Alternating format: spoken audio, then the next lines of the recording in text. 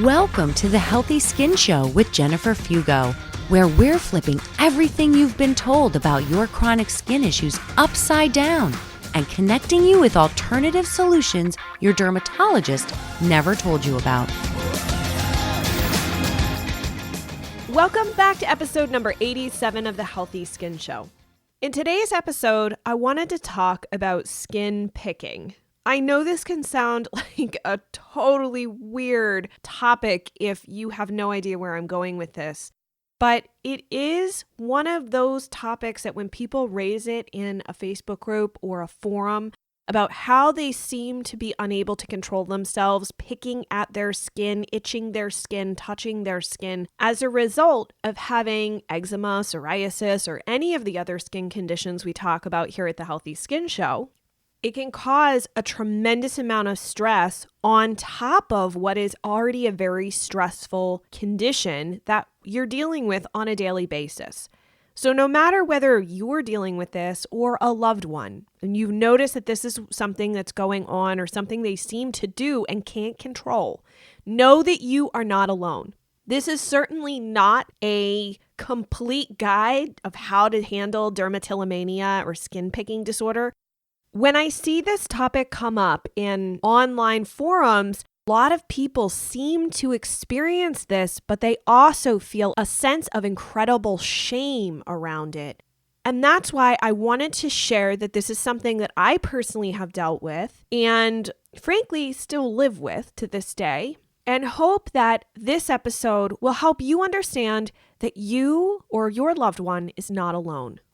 From all of the reading that I've done on dermatillomania, it appears that chronic skin rash conditions can be a trigger for this disorder to arise.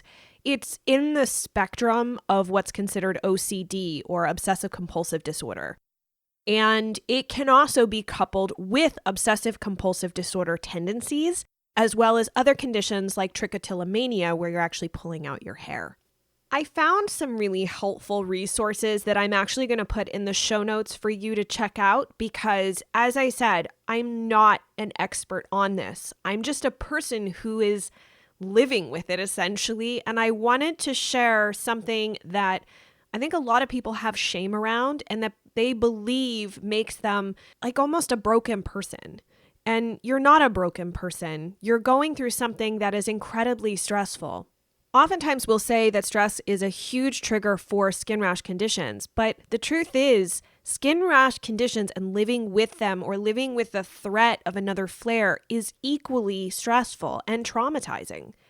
Sometimes we end up dealing with that stress in ways that are unfortunately not all that productive. And I know from having spent many years struggling with dermatillomania, obsessive compulsive disorder, and other issues along this spectrum.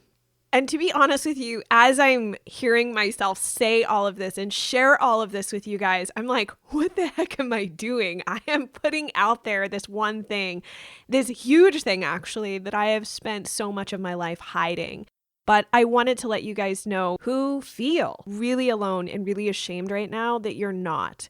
And it doesn't mean that your entire life you have to go through feeling like there's nothing you can do and that you are just going to be an outcast and you can't ever be productive.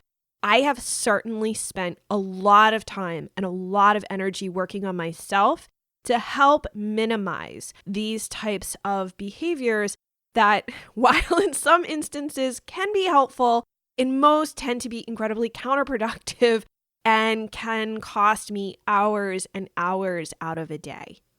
My issues with this started as a little kid, and there's certainly a genetic component to this because I do have other family members who suffer with varying degrees of these issues. However, I will say this much.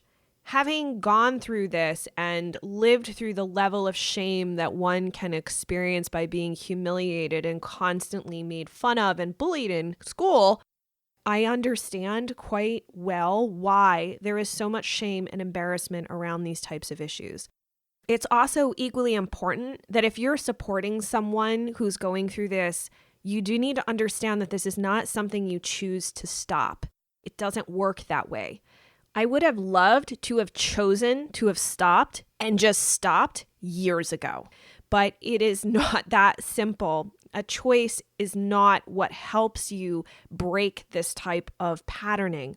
Right now, dermatillomania shows up for me in that I will pick at my jawline, my cheeks, even my lips endlessly, looking for a flaw in the skin. Or I'll rake my nails across my scalp over and over and over again, looking for, again, that tiny little flaw that I can pull up away from the skin layer.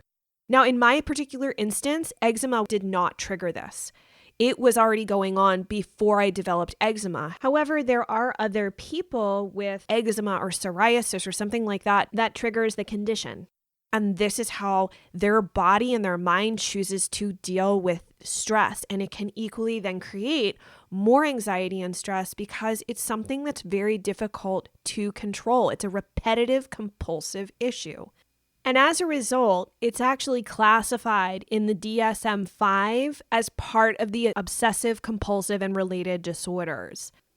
That said, if you find yourself picking at your skin for an exorbitant period of time and it's actually causing scarring or you're reopening wounds so that's making it difficult to heal, it's best to seek help from a professional.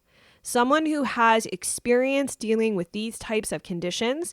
Know that there are ways to get around them. Some recommendations may work for you, while others may not work at all. And I'll just share that when I was 19 years old, I actually went to seek help for obsessive compulsive disorder because I would lose probably anywhere from 3 to 6 hours a day. And I did try antidepressant therapy, which unfortunately for me made everything worse. All of the other behavioral change recommendations also did not work for me. What I found ultimately helped me the most and has allowed me to become a much more functional human being dealing with these conditions minimally was changing the quality of my diet, so getting rid of a lot of the junk and processed foods, removing gluten from my diet, incorporating breathing practices and mindfulness. And going to talk therapy really helped a lot because it taught me skills about how to address the feelings, the uncomfortable feelings that I was dealing with that I didn't know what to do with. And it also helped me deal with some of the unresolved trauma that I had experienced as a kid growing up and being endlessly bullied by children, even some of whom were supposed to be my close friends. Was also incredibly helpful. I'm not suggesting that what professionals could share with you won't work. They just didn't work for me. And that's one of the beauties of the Healthy Skin Show, right? We talk about the different ways forward. But it's important to know that if you are dealing with this or someone else is, this is a way that your body is dealing with stress. For me, when I'm in a very stressful situation, or dealing with something that feels very stressful. Even if I'm not aware of how stressed I am feeling in that moment, I will begin biting at my lip, picking at my face, raking my hands through my hair. And in order to kind of rein it in and get myself under control, I'll either have to be doing something with my hands to keep them away from my face, or I will literally get up and excuse myself to go to the bathroom because just the act of breaking the pattern and the habit in that moment is really helpful for me.